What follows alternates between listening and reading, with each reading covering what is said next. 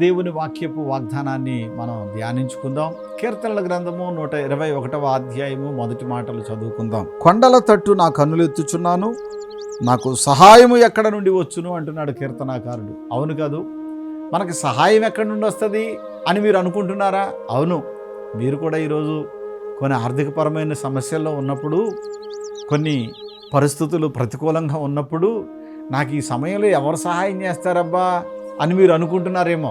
గుర్తుపెట్టుకోండి, మీరు ఏ మనుషులు తట్టు చూడక్కర్లా. వాళ్ళ వైపు చేతులు చాపి, చేతులు నమస్కరించి బాబు మాకు సహాయం చేయమని మీరు ఎవరిని అడగక్కర్లా. కారణం ఏంటి తెలుసా? ఎక్కడ నుండి సహాయం కలుగుతుంది అని అంటే, యెహోవా వలననే నాకు సహాయము కలుగును అని అంటున్నాడు. హల్లెలూయా. అంటే దేవుడు మీకు సహాయం చేయబోతున్నాడు. ఆ రోజు కీర్తనాకారుడైనటువంటి ఆనాటి భక్తునికి దేవుడు సహాయం చేసినట్లే ఈనాడు మీ జీవితంలో కూడా దేవుడు సహాయం చేయబోతున్నాడు. ఆమేన్ చెప్పండి గట్టిగా. మీకు సహాయం కావాలి, పిల్లల ఉద్యోగాలలో సహాయం కావాలి, వివాహ విషయంలో సహాయం కావాలి. మీకు కావలసిన ప్రతి విషయంలో ఏ సహాయం కావాలో ఆ సహాయం యేసయ్య మీకు చేయడానికి సిద్ధంగా ఉన్నాడు. మరి పొందడానికి మీరు కూడా సిద్ధంగా ఉన్నారు కదా. మరి చిన్న ప్రార్థన చేస్తాను, కళ్ళు మూసుకోండి. పరిశుద్ధుడా, ప్రేమగల తండ్రి, నీ పిల్లలు మీ సహాయం కొరకు ఎదురు చూస్తున్నారు నాయన.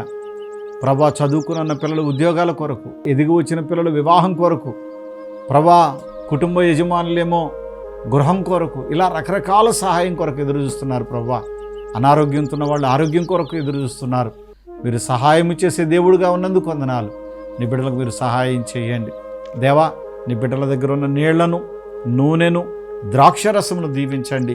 నీ పిల్లలకు వీటి ద్వారా క్షేమము, మీ సహాయమును అనుగ్రహించమని యేసు నామమున అడుగుచున్నాను తండ్రి, ఆమెన్. షలోమ్. మీరు చూస్తూ ఉన్నారు, ఈ సహోదరి ఐజ మండలం నుండి రావడం జరిగింది. ఈమె పేరు లోకేశ్వరమ్మ. పెళ్ళయి 13 సంవత్సరాలు అవుతుంది.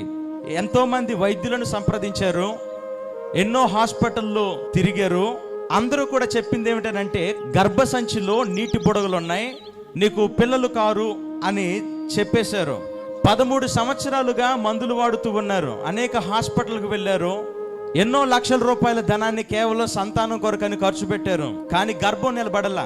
అప్పుడు తన కుటుంబ సభ్యులు కర్నూలు పట్టణంలో YMCA గ్రౌండ్లో పరిశుద్ధాత్మ అభిషేక అంజూర పండుగ జరుగుతుంది, మీరు కూడా వెళ్ళండి, దేవుడు మిమ్మల్ని కూడా దీవిస్తాడని చెప్తే, చెప్పినటువంటి మాటను విన్నటువంటి ఈవిడ ఈ యొక్క పరిశుద్ధాత్మ అభిషేక అంజూర పండుగకు మొదటిసారి వచ్చారు.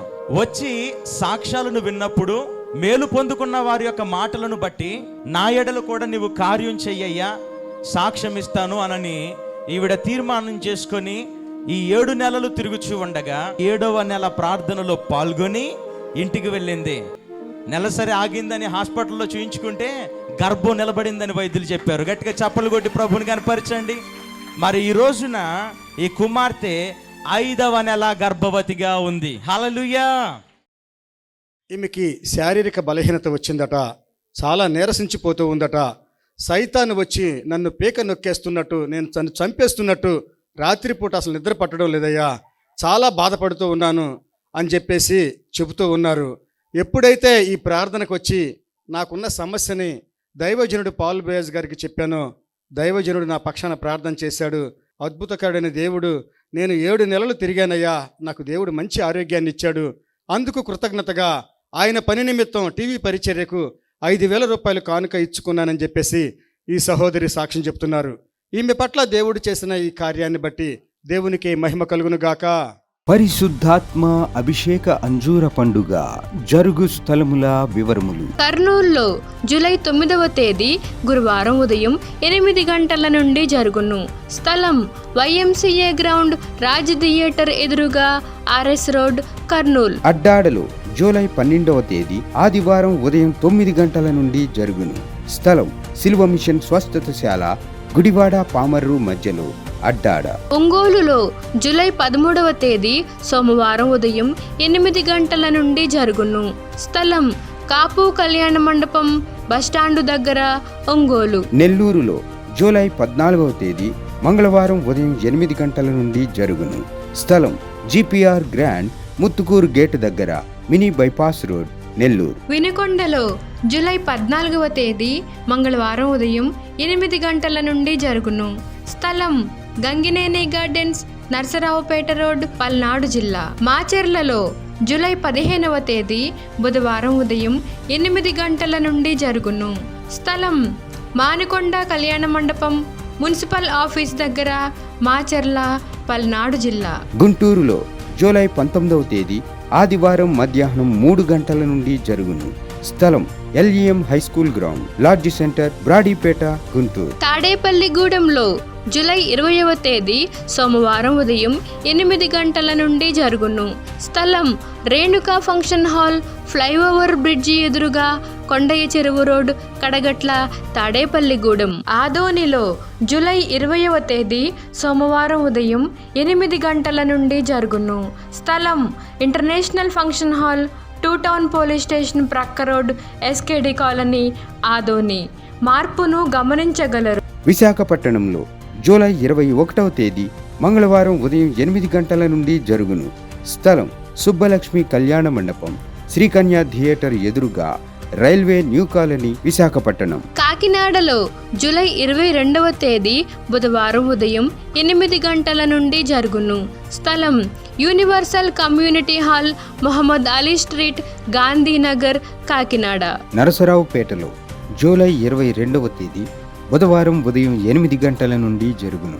స్థలం paradise function hall, Ravipadu road, hotel 6 ఎదురుగా, నరసరావుపేట, పల్నాడు జిల్లా. భీమవరంలో జూలై నెల 23వ తేదీ గురువారం ఉదయం 8 గంటల నుండి జరుగును. స్థలం Lutheran high school ground, municipal office దగ్గర, భీమవరం. బాపట్లలో జూలై 23వ తేదీ గురువారం ఉదయం 8 గంటల నుండి జరుగును. స్థలం MSR కళ్యాణ మండపం, జమ్ములపాలెం రోడ్, బాపట్ల. ఏలూరులో జూలై 26వ తేదీ ఆదివారం మధ్యాహ్నం 2 గంటల నుండి జరుగును. స్థలం గిరిజన భవన్ ఫంక్షన్ హాల్, కొత్త బస్టాండు దగ్గర, జన్మభూమి పార్క్ ఎదురుగా, ఏలూరు. మార్పును గమనించగలరు. రాజమండ్రిలో జూలై 27వ తేదీ సోమవారం ఉదయం 8 గంటల నుండి జరుగును. స్థలం Lutheran church ground, Jampeta, church gate, Apsara theatre దగ్గర, రాజమండ్రి. అనంతపురంలో జూలై 27వ తేదీ సోమవారం ఉదయం 8 గంటల నుండి జరుగును. స్థలం Sri Padmavathi function hall, old Ramana Ramesh theatres, old town, Anantapuram. నూజివీడులో జూలై 28వ తేదీ మంగళవారం ఉదయం 8 గంటల నుండి జరుగును. స్థలం కృష్ణా విలాస్ ఫంక్షన్ హాల్, బంగినపల్లి తోట, Krishna Vilas Nagar, opposite Saint Thomas high school road, Nuzvid, Eluru జిల్లా. కైకులూరులో జూలై నెల 29వ తేదీ బుధవారం ఉదయం 8 గంటల నుండి జరుగును. స్థలం మార్కెట్ యార్డ్ ఫంక్షన్ హాల్.